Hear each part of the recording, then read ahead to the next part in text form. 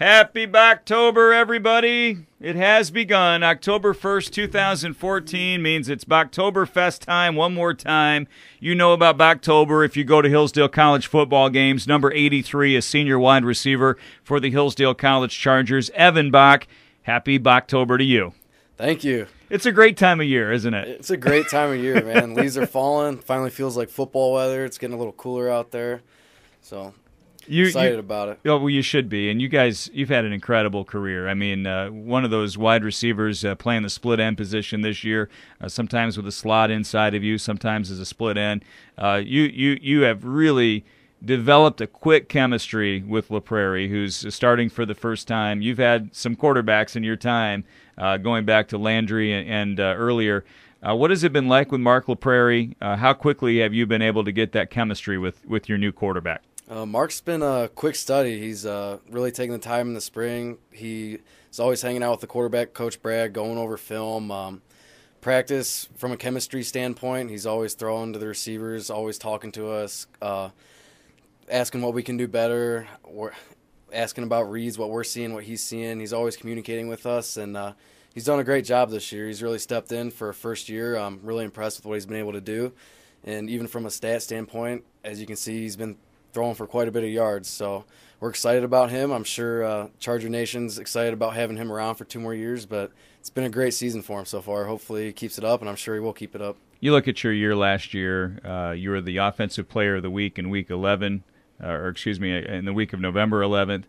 During the year, you had 28 receptions, over 300 yards receiving, scoring pass in each of the first 2 games. You had a great start last year. You even won the Big Stick Award a couple of times. What's the Big Stick Award, and what did you do to earn that? The Big Stick Award, generally speaking, is supposed to be for the biggest hit of the game. Sometimes it can go to an offensive player if it's a game-changing play. From that standpoint, kind of a big stick as in sealing the deal, taking the momentum, winning the game. So I got the first one against Cal PA. I had a big play for about 40 yards with about a minute and a half left. It put us up, and thought we were going to pull away with it and win, but unfortunately they went down and scored. We didn't win that game. And then the other one came against Northern Michigan. I'm a gunner out on punt. I take pride in that. I love getting a chance to record a tackle in the stat book. Now that you're in college, you only play one way, so as an offensive player, you don't get too many opportunities to make tackles. So I take pride in that and really enjoy it. And I got a big stick. That was a true big stick. Actually got it for making a tackle. So, well, I mean, you see Alex Fote a lot on the kick coverage. He's been making a lot of tackles this year as well. I mean, that's something that you don't think about, but you're putting some good athletes on those special teams units, guys you might see in the receiving corps or whatever the case may be, and you got to make plays. Where I really became a huge fan of Evan Bach was back in 2011 on September 10th when Grand Valley was at Hillsdale College. They were ranked number 4 in the country at that time, and you guys had just come off a disappointing loss the week before. I don't think anybody, including myself, was picking Hillsdale College to have a chance to win that game, and you beat them for the second time in a couple of years there. You had a huge end around in that game. You ended up rushing for about 50 yards on 3 carries. You also had a catch in that game. I don't think Hillsdale College wins that game without the big end around play that you made in that game. What do you remember about that? I know it's a couple of years ago, but is that still a big memory for you? It's a big memory, something I'll never forget. It was my second game ever playing college football, and I was new to the whole Grand Valley scene. I'm sure everybody knows Grand Valley is historically Division II powerhouse, GLIAC powerhouse. I didn't really know what it was all about, but I found out really quick how athletic of a team they are and how good of a program they are historically, and just the atmosphere of that game was something I'll never forget. And I remember when I got the ball, I was out of my mind. I just don't want to get caught by, there's some big kids out here, so I better get going. What a great win, and you've had a bunch of them during your time. A couple of wins this year already, and they've been hard-fought battles. I mean, you have to go on the road against that Findlay team, and their offense is no joke. They score a lot of points, and you guys hung with them.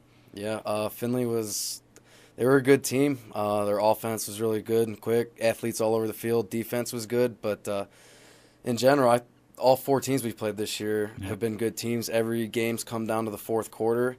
And I feel like it'll be no different this week or the rest of the season. It's just, you don't want to say there's parity, but every team in the GLIAC and every team we've played they're going to put athletes on the field. So if you don't come ready to play, whether you're the better team or not, if you're not focused, you're going to get beat. So it takes dedication, pride, and focus every week. You'll see Evan Bach running around Saturday afternoon against Grand Valley. A 4:30 kickoff time, number 83 on the field. Evan Bach, the senior wide receiver.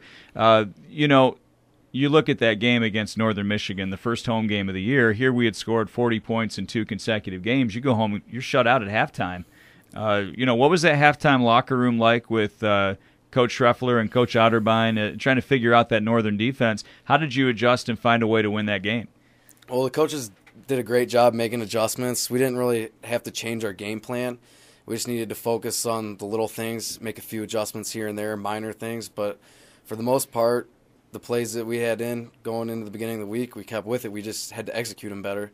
We as players, we weren't making the right reads and just making minor mistakes, and we weren't able to put points on the board. But luckily, we ended up coming out the second half more focused and executed at a higher level and put some points on the board. We got to give the defense a little credit because the way Indy started Saturday, we're thinking this is going to be a long night. They scored 2 quick touchdowns. Obviously, they're a big athletic team. Defensively, Coach Blanchard and your buddies on the defensive side of the ball, they really played better in the second half of that game. And Hillsdale College late, you guys had a chance to win that ball game driving down with less than a minute to go. Yeah, we had a chance to win that game. First half, throughout the game, we had 4 field goals. We just need to punch it in the red zone. Got in the red zone, couldn't score. Ultimately, it came down to cost us. But like you said, the defense has done a great job. We were kind of decimated by injury there. Lost Drew Mallory. At one point, we were starting two rookie linebackers that have never seen the field before. And looking out there from the sideline watching, we got a lot of young players going in there. That's their first year playing. And since Northern Michigan and even Indy last week, they've done a great job. Got young players stepping up, excited to play, and it's exciting for the future of Hillsdale too, having those young guys that are out there playing and doing very well. Craig Blanchard was able to sleep really well at night the last 3 seasons with those 3 stud linebackers that he had. They never got hurt. They played every single game. And now here you are, and you've lost 4 of your top 6 linebackers at different times. You're starting Jay Rose, a true freshman. Yep. Going from high school to Division II football is a huge jump. You know what that process is like. And those guys are learning quick, and Coach Lindley wouldn't have it any other way. He's not out there messing around at practice. They're getting after it, aren't they? Oh, yeah. Linebackers are always getting after it. If you any position, we all know out there on the field, if you look down at linebackers during individual, everybody could probably vouch they're working harder than all the other groups. Lindley's always on them. They love it, though, and it's a hard-working group, and you can obviously tell that they're well prepared, as you can see with young guys seeing the field for the first time and how well they've executed the last 2 weeks. Yeah, the thing that's always amazed me about your game, 83, Evan Bach with us here. We're celebrating Bachtober, the beginning of it today. It's the best month of the year.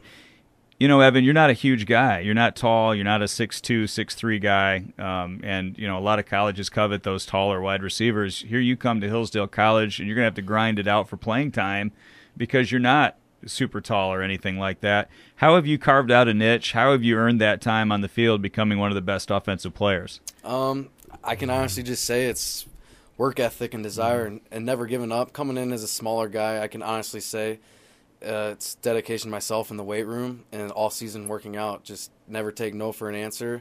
I've always been a weight room guy, working out, busting it as hard as I can, and just always having a desire to be out there on the field. And I think I could be a testament to anybody that comes in. I mean, if you're not naturally running a 4.4, naturally 6'5", I mean, there's still a place for you, and there's a place for everybody if you're willing to put in the work. I'm intrigued by Taylor Cohn, who's lined up next to you a couple of times in the slot, and he's a young guy, number 10, that's got some size. What do you think about Taylor's work so far on the inside of that passing scheme? He's done a great job for his first year of really seeing a lot of playing time. He catches everything that's thrown his way. He executes really well, and even practice, he's always focused. And like you said, just for his first time, he gets in there. He separates on his routes. He creates good separation and makes plays. So it's been pleasing to see him make plays. John Haley, on the other side, had a career game against Lake Erie. I mean, his stats had always been quiet. He'd had some games where he'd pop up a little bit, and then he blows up. He has the career receiving record now for a single game. I talked to him it was last week he was in. just the most quiet, unassuming guy. Didn't seem like a wide receiver personality at all, like what you hear about. And yet this guy had a heck of a game. What's it been like lining up on the other side with John Haley this year? Oh, it's nice. He's a kid that can make plays, so just having him on the field in a tight situation, just knowing that if you see the ball thrown up to him, that it's good odds that he's going to come down with it and make a play. John Haley, he really is a great player, and might not look too quick watching him because he's tall and lanky, but, I mean, runs a sub 4.5. Mm-hmm. His shuttle is a 3.9 something. For being tall, he's a very quick kid. Wide receivers famously, Evan, not so much Hillsdale College wide receivers, but around the country are thought of as being kind of an egotistical position group, and that you want the ball. You want your catches and your numbers and all the rest of it. You're out there running around and you're not getting the ball. It would be frustrating for anybody. So when John's racking up that kind of numbers, obviously you just want to win the game. Are you wishing that you could get a couple your way, or are you fine with it? We all want the ball, but at the same time... Well, of course you do, yeah. It's fun to get the ball, but at the same time, I mean, I've been here for 4 years, and that's the one thing that's great about Hillsdale College. Like you said, John Haley came in here. He's a very quiet guy. We all just trust in the coaches, and we all understand that we're part of a system, and we have a job to do, and if we do our job, we're going to win the game. And that's what's most important to all of us, is winning the game. It By the way, the week a lot better. Yeah, big time. I take 0 catches and a win every week. No doubt. You're one of the few wide receivers that I've talked to or had in that looks like you could step right in at running back if you had to.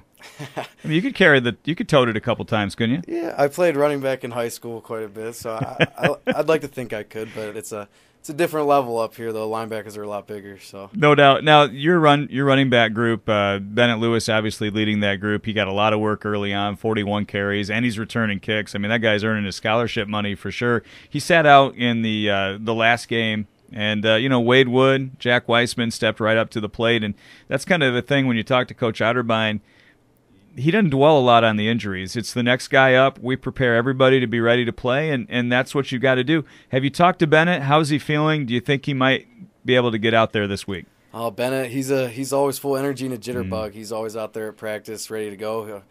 If you ask him, he says he's going every week, every practice. So I don't think it's up to him as much as it is his body. I mean, if he's feeling good, he's going to go, no doubt about it. But he's really been pressing to get after it. So Grand Valley's a superpower in Division II, but yet they lost their first 3 games of the season. They're coming in right now with a losing record. They put a bunch of points up last week in a win over Lake Erie.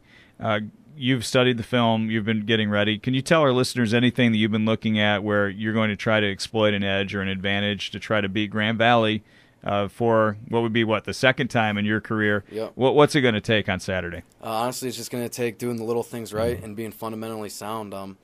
It's Grand Valley, whether they're 1-3, 0-4, or 4-0, they're going to have athletes on the field. Like everybody knows, historically they're a great program. They get recruits. They got athletes on the field. So it's just no different. We just need to be fundamentally sound and execute at a high level. Like Coach Otterbein always says, it's doing not doing extraordinary things, but doing the ordinary things at an extraordinary level.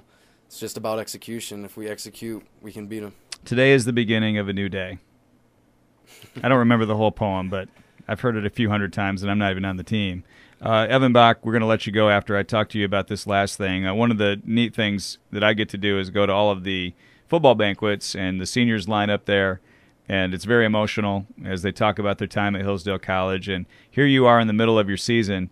I mean, when you're sitting in those round tables eating dinner and seeing the seniors up on the dais, do you ever really think you're going to be up there? And has it hit you that it's going to be Evan Bach this year up on that platform having to give that speech? It hasn't hit me yet, and I don't even want to think about it. I've been playing football since 5th grade, and in my mind, it's something I do every day. So it'll be sad when it comes to an end, but right now I'm not thinking about that. I'm trying to pretend it's not going to happen. And you got a lot of football left in front of you this year. Your team has been so competitive, and there were some doubters. You're so young, especially on the defensive side of the ball, and yet here you are. You've won a couple of ball games already. You're 2-2. You've got a crack at Grand Valley. I mean, what more could you ask for? You have a competitive team your senior year, and I know you're going to scratch and claw for every win you can get. Oh yeah, I can't ask for any more. I mean, we have a great team. Like we could be 4-0 just as easily. We could be 0-4, and right now we're sitting at 2-2. All 4 games have come down to the 4th quarter, which you can't ask for anything less. To have a chance to win all 4 games we've been in the 4th quarter, I mean, it's a perfect opportunity. You just got to execute and make the plays when they count, do the little things right. When we sit up in the stands and watch 83 out there, I've never even met you before, but I can tell how much you love to play the game. It just comes across, and it's really nice to meet you. We're a big fan of what you do each and every Saturday, and you got to love it to do this because it's hard, isn't it? It's a grind. Right now we're in the middle of the grind. I wish you could just do football all day, then it wouldn't be so bad. But you throw Hillsdale College academics on top of it, and it can get pretty difficult pretty quick. But you always have football to look forward to, and a lot of times not everybody feels like going out on the field every day. If you had a long day in the class, you're up all night studying. But it gets easier the older you get. From my standpoint, I have 7 weeks of football left in my career, so it becomes more enjoyable stepping on that field every day for practice.